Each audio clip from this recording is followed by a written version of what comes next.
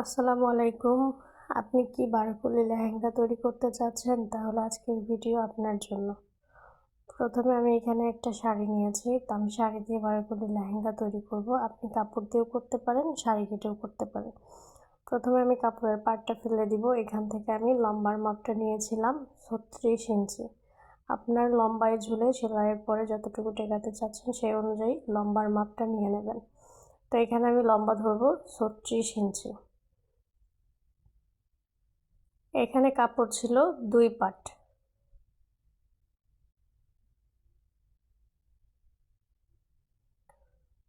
তো তারপরে এখানে আমার কোমর ছিল 44 ইঞ্চি। 44 ইঞ্চির জন্য আমি এখানে কোমর ধরলাম 4.5 ইঞ্চি সেলাই সহ। দুই পাশে সেলাই যাবে। আর নিচের দিকে আমি নিব 9 ইঞ্চি।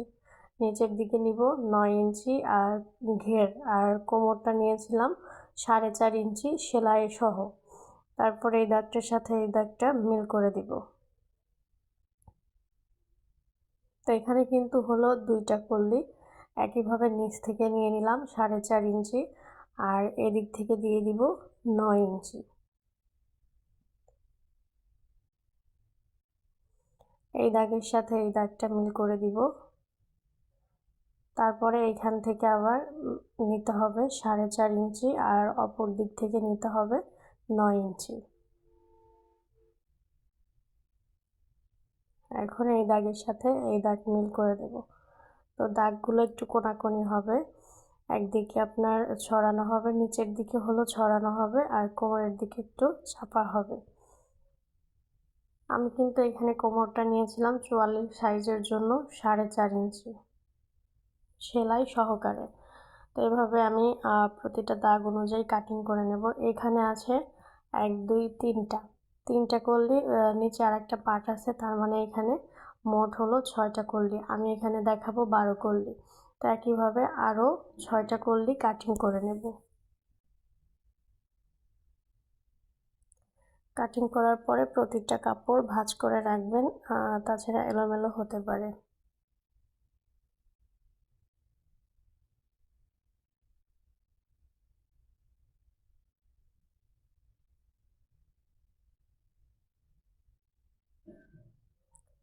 তো এখানে আমার 6টা কলি কাটিং করা হয়ে গেছে। এখন আমি আরও 6টা কলি কাটিং করে নেব।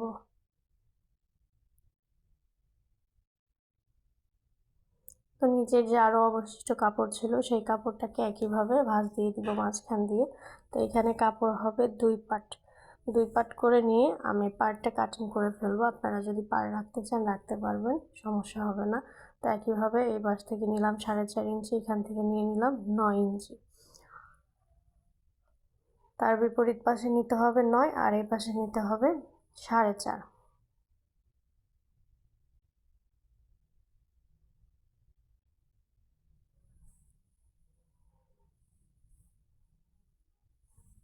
আপনারা যদি এই 12 কলি লেহেঙ্গাটা বা 16 কলি লেহেঙ্গা দেখতে চান অন্য কোনো সাইজের বা অন্য কোনো মাপের, আমাকে কমেন্টস করে জানাবেন। ইনশাল্লাহ সেই মাপ অনুযায়ী দেওয়ার চেষ্টা করব বা সূত্র দেওয়ার চেষ্টা করব। তো একইভাবে এই পার্টগুলোও কাটিং করে নিচ্ছি।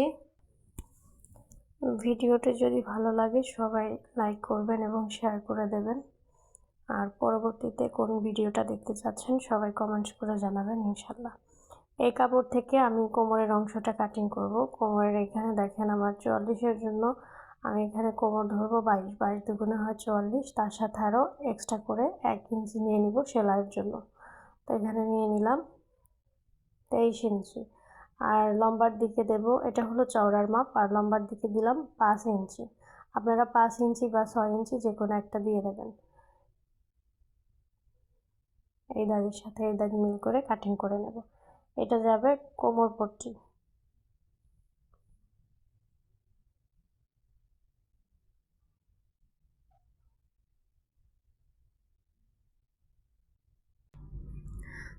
প্রথমে একটা পার্টের সাথে আর একটা পার্ট নিয়ে আমি সেলাই করে নেব। এখানে যে কলিগুলো ছিল কলিগুলো সেলাই করতে হবে। সামনের পার্টের জন্য আমাদের কলি হবে 6টা, পিছন পার্টের জন্য কলি হবে 6টা। তো প্রথমে 6টা কলি আমি একসাথে সেলাই করে নিচ্ছি। এখানে 2টা লাগানো হয়ে গেছে, এখন আমি 3 নাম্বার কলিটা সেলাই করে নিচ্ছি। তো কলিগুলো যখন আপনি লাগাবেন তখন একটা জিনিস খেয়াল করবেন, সেটা হলো আপনার কাপড়ের দেখেন একদিকে সোজা অংশ থাকবে আর একদিকে হলো আপনার কোনাকুনি থাকবে। তো যে পাশটা সোজা থাকবে সেই পাশটা বসিয়ে আপনার সেলাই করতে হবে, আর যে পাশটা কোনাকুনি থাকবে সেই পাশটা যেন ভিতর দিকে থাকে, সেদিকে খেয়াল রেখে আপনার কলিগুলো সেলাই করতে হবে।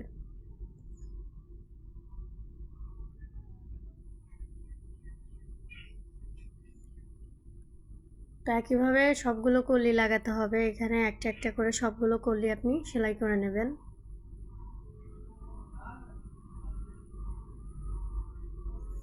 আর কলি যখন সেলাই করবেন সেলাইয়ের মধ্যে যেন 1/2 ইঞ্চি কাপড় যায় সেদিকে খেয়াল রাখবেন, কারণ আমরা এখানে সেলাইয়ের জন্য এক্সট্রা করে 1 ইঞ্চি নিয়েছিলাম। তো কলির দুই পাশে যেহেতু সেলাই যাচ্ছে 1/2 ইঞ্চি 1/2 ইঞ্চি 1 ইঞ্চি কিন্তু আমাদের সেলাইয়ের মধ্যে চলে যাচ্ছে।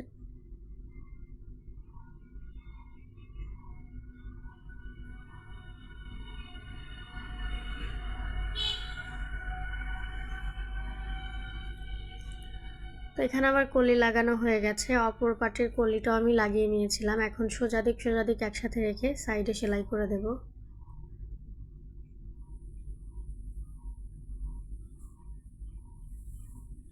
পিছন পাটের কলিগুলো কিন্তু আমি একইভাবে সেলাই করেছি, তো আপনারা এইভাবে সেলাই করে নেবেন।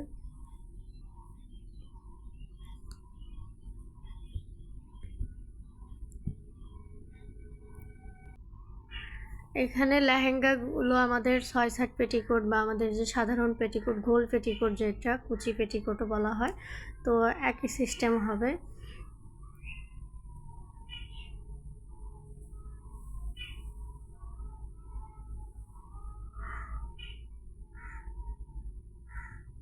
তো আমার দুই পাশে সেলাই করা হয়ে গেছে। এখন কোমরের যে পট্টিটা আছে কোমরের পট্টিটা সেলাই করে নিলাম।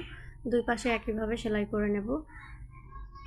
দুই পাশে সেলাই করা হয়ে গেলে এখন আমাদের নিচে যে পাটটা আছে এই পাটটার সাথে কোমরের পাটটা সেলাই করে নেব। সোজা দিক একসাথে রাখবেন, একসাথে রেখে এখানে একটা সেলাই দিয়ে দেবেন।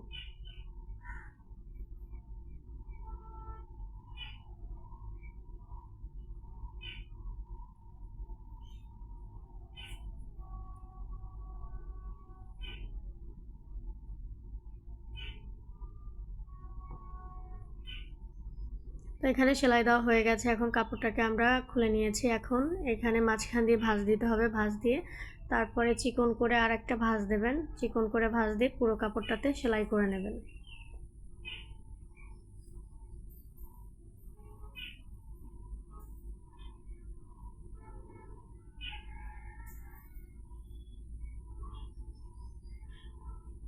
ভিডিওটি যদি ভালো লাগে লাইক, শেয়ার এবং কমেন্টস করবেন। পরবর্তীতে যদি অন্য কোনো সাইজের 16 কল্লি বা আপনার 18 কল্লি লেহেঙ্গা যদি দেখতে চান সবাই কমেন্টস করে জানাবেন। সাইজ অনুযায়ী সাইজটা দিয়ে দেবেন, কোমর এবং লম্বাটা দিয়ে দেবেন, ইনশাল্লাহ সেই অনুযায়ী দেওয়ার চেষ্টা করব। এখন নিচের যে ঘেরটা আছে নিচের ঘেরের অংশে আমি চিকন করে একটা ভাঁজ দিয়ে সেলাই করে নিচ্ছি। আমি এখানে একটু লেজ বলতে আমার কাপড়ের যে পার্টটা ছিল পার্টটা ব্যবহার করব। আপনার যদি শাড়ি থেকে করেন শাড়ির পার্টটা কেটে এখানে ব্যবহার করতে পারবেন বা বাজার থেকে লেজ কিনেও ব্যবহার করতে পারবেন। আমি এখানে ছোট চিকন যে পার্টটা ছিল সেই পার্টটা এখানে ব্যবহার করছি।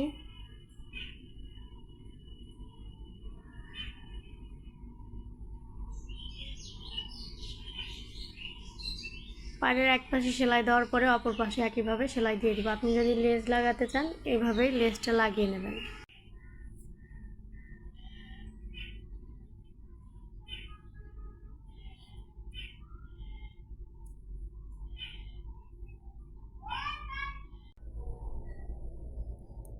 তো এখানে আমার পাটটা লাগানো প্রায় শেষের মধ্যে। এখন আমি এখানে রাবার লাগাবো। তো রাবারটা আমার 44 কোমরের জন্য আমি রাবার নিয়েছি 27 ইঞ্চি। আপনারা আপনাদের কোমর অনুযায়ী রাবারটা নিয়ে নেবেন।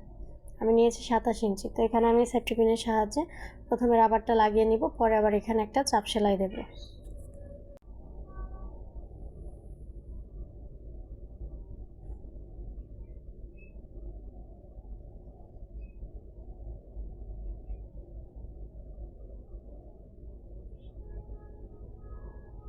রাবারটা দেওয়ার পরে রাবারের সাইডে একটু সেলাই দিয়ে দেবেন।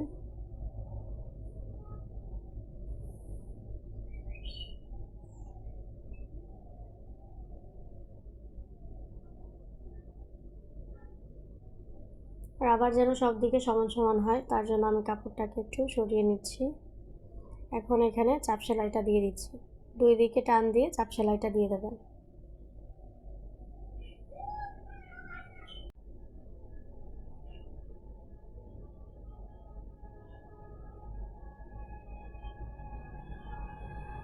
তো হয়ে গেছে আমাদের বারোকলি লেহেঙ্গা। এই হলো আমাদের লেহেঙ্গার ফাইনাল লুক। কেমন হয়েছে সবাই ইনশাল্লাহ জানাবেন। আজকে এই পর্যন্তই। আল্লাহ হাফেজ।